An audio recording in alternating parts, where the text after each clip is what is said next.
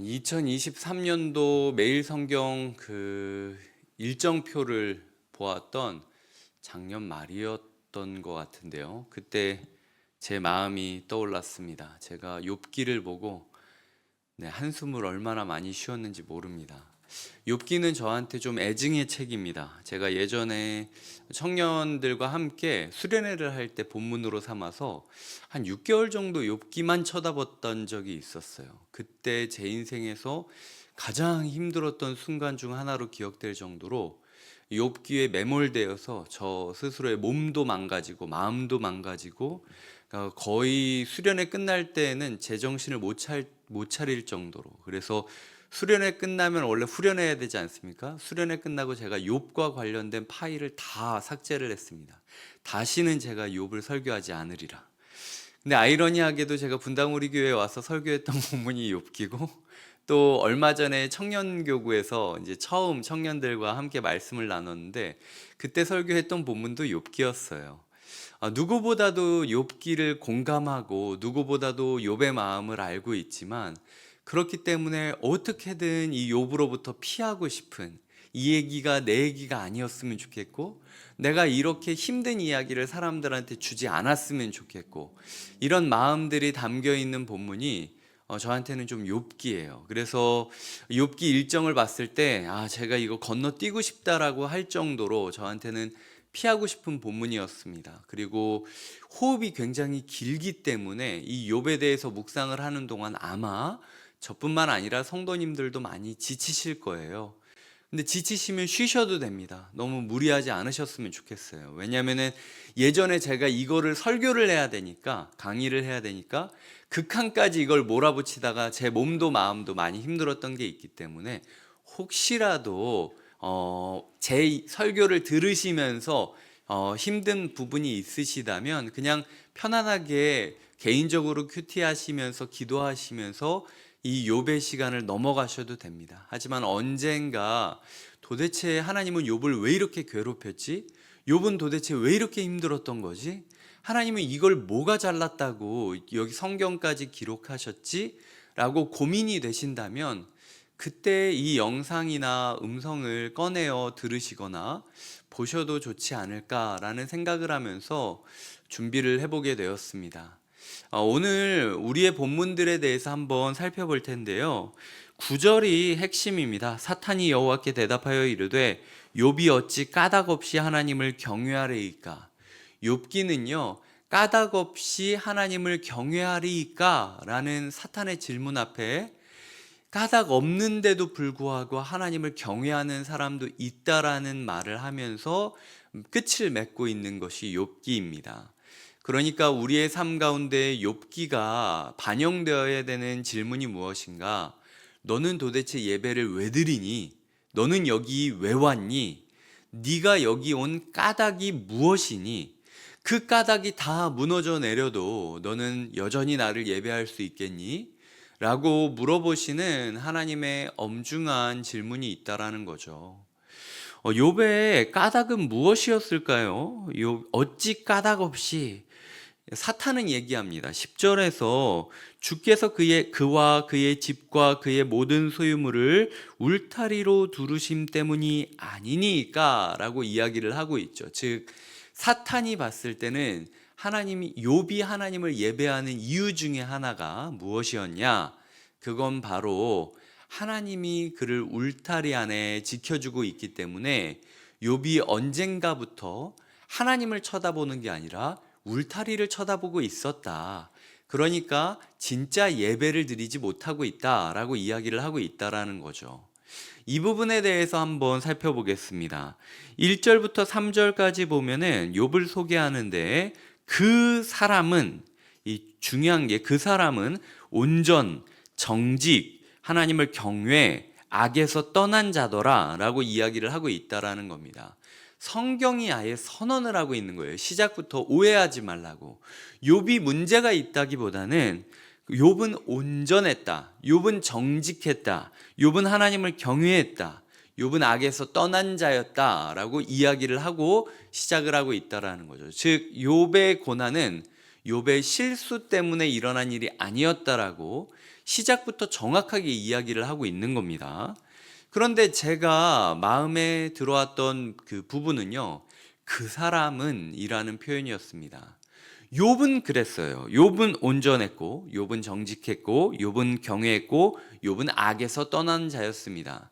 하지만 욥의 가족들이 그랬느냐라는 질문 앞에서 성경은 굳이 이야기를 더하고 있지 않고, 욥은 5절에 보면은 욥이 말하기를 혹시 내 아들들이, 욥 스스로도 마음 가운데 이 혹시라는 단어가 들어가 있다라는 것, 의심의 씨앗이 들어가 있다라는 거죠. 나는 확신하고 있어요. 나의 삶에 있어서는 하나님 앞에 한 점 부끄러움 없이 온전하게 예배드리고 있다라는 건 확신할 수 있다라는 거죠. 하지만 내가 사랑하는 가족들이 진짜 나처럼 하나님을 예배하는지는 확신하지 못하고 있는 겁니다. 그러니까 마음 가운데 혹시라고 하는 불신의 씨앗이 들어가 있다라는 것을 그리고 있다라는 거죠. 눈으로 보기에는 완벽한 삶을 살고 있죠. 왜냐하면은 아들 7, 딸 3, 7이라는 숫자와 3이라는 숫자를 강조하면서 완전한 아들, 완전한 딸들의 공동체를 이루고 있었고, 뭐가 많고 뭐가 많고 뭐가 많고 뭐가 많고 그러면서 3절 마지막에 보면 동방 사람 중에 가장 훌륭한 자니라 라고 하나님께서도 사람들도 인정하고 있는 모습을 그리고 있다라는 거죠. 하지만 그럼에도 불구하고 그의 마음 가운데 무엇이 있었느냐? 혹시라고 하는 불신의 씨앗이 있었다라는 게 문제라는 겁니다. 이 불신의 씨앗이 사람들이 보기에는요, 더 신앙생활을 열심히 하게 하는 동력으로 보입니다. 왜냐하면은 아들, 딸들이 생일 때마다 잔치를 벌였는데 그 잔치가 끝나면 혹시라도 그들이 그 잔치에서 마음과 생각과 말로 실수했을까봐 아들 숫자만큼, 딸 숫자만큼 번제를 드렸다라고 이야기를 하고 있거든요. 그러니까 요즘으로 치자면요, 토요일만 되면은 얘가 주말마다 노니까 혹시라도 친구들 만난다고 하는데 뭐 안 좋은 데 갔든지 나쁜 생각을 했을지 알지 못하니까 주일 예배를 아이들 숫자만큼 드리는 겁니다. 그래서 아이들이 10명이라고 하면 주일 예배를 10번 드리는 거죠.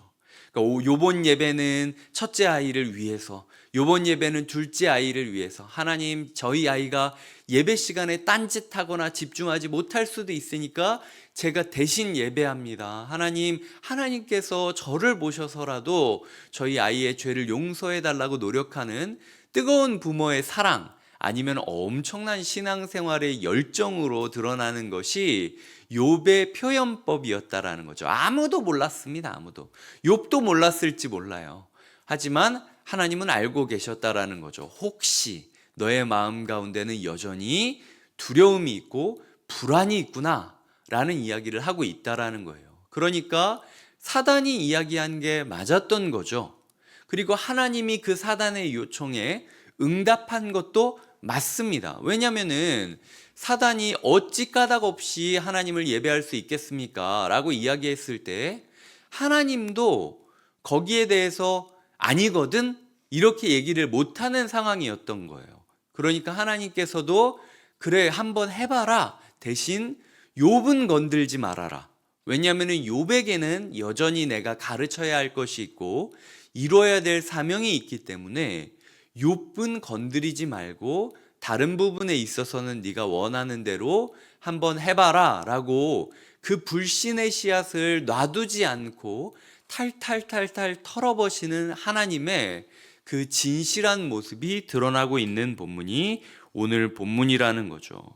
그렇기 때문에 오늘 우리의 삶 가운데 이 말씀을 묵상하며 돌아보아야 될 질문은요, 왜 우리가 오늘 예배하러 나왔는지, 왜 우리가 오늘 기도하러 나왔는지에 대한 부분을 점검해야 된다라는 겁니다. 때로는요, 집에 문제가 생길 때 더 뜨거운 신앙생활로 그 문제가 표현되곤 합니다.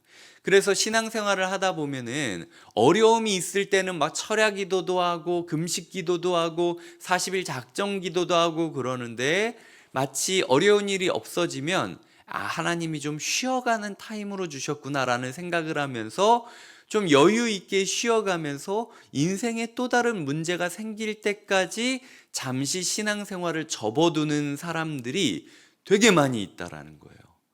근데 하나님께서 그거 말씀하시는 거죠. 너 그거 좋아 보이지? 사람들이 너 뜨겁게 기도하니까 멋져 보이지? 나는 안다. 나는 네 마음 가운데 있는 불안함을 알아. 나는 네 마음 가운데 있는 혹시라는 단어를 알아. 나는 네 마음 가운데 있는 의심의 씨앗을 알고 있어. 그리고 이 잡초가 자라나서 내 밭을 다 채우기 전까지 내가 이거를 가만히 놔두고 싶지가 않다. 그래서 때로는 그 밭에 있는 모든 것을 다 불태워버리면서 이 잡초의 씨앗까지도 다 없애버리듯이 다 갈아엎어버리고 다 불사르면서 너의 마음밭을 다시 한번 내가 경작하기를 원한다라고 이야기하시는 것이 욥기의 시작점이라는 겁니다. 그러니까 이 자리에 나오고 또한 오늘 분주한 가운데서도 말씀을 영상으로 듣고 보시는 분들에게도 사실 이 말씀이 불편하죠. 왜냐하면은 내가 그래도 문제 때문에 이거 해결하겠다라고 하나님한테 나왔는데 하나님께서 입구에서부터 문턱을, 그러니까 머리를 탁 때리고 있는 거예요. 야, 뭐 이유가 있어서 나한테 오는 놈들이면 내가 안 받는다 라는 식으로 욥기를 시작할 때부터 제 이마가 탁 때려짐으로 시작하게 된다라는 거죠. 하지만 그럼에도 불구하고 하나님은 우리를 너무 사랑하시기 때문에 우리의 모든 것을 앗아간다 할지라도 얘만큼은 놔두라 라고 이야기하는 사랑의 하나님이라는 걸 끝까지 믿어야 된다라는 거예요. 앞으로 시간이 지나면서 도대체 욥은 왜 고난을 당했는가, 우리는 그럼 왜 고난을 당하는가 끊임없이 이야기하겠지만 결론을 얘기한다면 모른다예요. 모른다. 이게 부활이 아니면 해석될 수 없는 본문이 욥기고, 그리고 천국에서 하나님을 만나지 않으면 이해될 수 없는 본문이 욥기입니다. 이 Y라는 질문 앞에 하나님은 끝까지 답을 하지 않고 계세요. 하나님께서는 오늘 우리에게 인생의 질문을 가져온 우리에게 오히려 역으로 너의 마음 가운데 있는 혹시를 내려놔야 된다라고 말씀하고 있다라는 거죠. 이제 우리가 말씀을 좀 정리해 보겠습니다. 세상의 기준으로 보고 그리스도인들의 기준으로 봤을 때 욥은요 1장 1절부터 5절까지 우리가 생각하는 모든 복이 다 들어가 있습니다. 왜냐하면 하나님께 인정받고 사람들에게 인정받고 가족들끼리 잔치를 벌이면서 화목할 정도의 모습을 가지고 있다라는 거죠. 하지만 하나님에게 복은 인간의 복이랑 달랐다. 하나님에게 복은 욥기 42장의 모습이 하나님의 복이었다. 그래서 세상 사람들이 욥 스스로도 이거면 충분하지라고 하는 때에도 하나님은 멈추지 않고 도전하시고 멈추지 않고 일하시고 멈추지 않고 말씀하시는 모습을 그리고 있다라는 겁니다. 그래서 욥기 42장에 보면은 모든 것이 회복된 욥의 가정이 나오는데 나중에 설명드리겠지만 욥의 마음 가운데 이미 떠나간 사람들을 그리워하면서 함께 회복시켜 주신 하나님을 감사하면서 남겨진 사람들이랑 함께 예배하는 또 다른 예배, 지금 겉으로는 화려하고 사람들이 존경하고 엄청 열정적이지만 그 마음 가운데 혹시라는 의심의 씨앗이 들어갔던 예배가 아니라 사람들이 봤을 때는 동정할 정도로 아파하고 괴로워하고 상실한 인생 가운데서도 끊임없이 남겨진 사람들과 함께 떠난 사람들을 그리워하면서 회복시켜준 하나님께 감사하는 예배를 드리고 있는 게 42장의 예배고요. 또 여기 보면은 1장에서 형제 자매들이 자기들끼리만의 풍성한 잔치를 벌이고 있지만 그 잔치의 끝에는 아버지의 불안감이 남아있던 것과 달리 42장 11절에는 이 욥을 불쌍히 여긴 욥의 모든 일가 친척들이 찾아와서 욥에게 금 귀고리 하나씩을 내어주면서 이제는 네가 자립할 수 있도록 도와주겠다 라고 이야기를 하면서 우리들만의 파티가 아니라 한 영혼을 회복시키기 위하여 각자가 자기의 가장 귀한 것을 내려놓고 함께 벌이는 만찬이 그려지고 있는 것이 욥기의 끝이라는 거죠. 인간의 복은 하나님의 복과 다릅니다. 우리가 지금 왜 고난을 당해야 되는지, 왜 이렇게 나만 아파야 되는지 저도 답을 줄 수 없고 나도 답을 내릴 수 없겠지만, 한 가지 확신한 건 하나님께서 이 시간을 통하여 어찌 까닭 없이라는 단어로부터 우리를 자유롭게 하실 거라는 것, 혹시라는 단어로부터 우리를 해방시키실 것이라는 것, 그래서 어떤 일이 있다 할지라도 하나님을 예배하는 예배자가 되게 하시고, 우리 가운데 혹시가 아니라 역시라는 단어로 하나님을 끝까지 붙잡는 신실한 확신자가 되게 할 것임을 우리가 믿고 걸어가야 된다라는 거죠. 욥기 가운데 흔들리더라도 뿌리 뽑히지 마시기 바랍니다. 하나님께서 우리의 삶 가운데 여러 도전들을 주시겠지만 그 모든 것 중심에서는 우리를 향한 뜨거운 사랑이 있고, 그리고 우리의 모습을 우리보다 더 정확하게 파악하고 계시는 진실하고 정확한 지적인 수준이 있다라는 사실을 끝까지 믿으시기 바랍니다. 그리하여 시작되는 이 욥기의 말씀이 우리에게 무거움과 괴로움으로 다가오는 것이 아니라 우리의 인생의 해답과 우리의 인생의 해방을 줄 수 있는 시간이 되길 주님의 이름으로 축복드립니다. 기도하시겠습니다. 하나님 아버지, 한 사람이 괴로워하는 것을 마치 영화로 보고 동물원 우리 속에 갇힌 욥을 보면서 비웃고 조롱하지 않게 하여 주시옵소서. 때로는 우리도 동물원 우리 속에 갇혀서 사람들의 비웃음을 당한다라고 느껴질 때가 있습니다. 왜 나만 이렇게 힘들어야 되는지, 하나님 진짜 너무하십니다 라고 이야기를 할 정도로 마음이 괴로울 때가 있습니다. 하지만 동시에 내 삶이 편했다면 내가 하나님을 이렇게 믿었을까? 내 삶이 편했다면 내가 이렇게 예배하고 기도할 수 있었을까라는 질문에서부터 자유롭지 못한 나의 모습 또한 보게 됩니다. 하나님, 우리의 마음 가운데 혹시라는 불신의 씨앗, 불안의 씨앗이 있음을 인정하게 하여 주시고, 까닭 이씨 하나님을 예배하고 있다라는 사탄의 경고에, 사탄의 서늘한 평가에 마음을 졸이며 말씀을 붙잡게 하여 주시옵소서. 오늘부터 시작되는 욥의 묵상 가운데 하나님께서 은혜 주시기 바라며 예수님의 이름으로 기도드립니다. 아멘.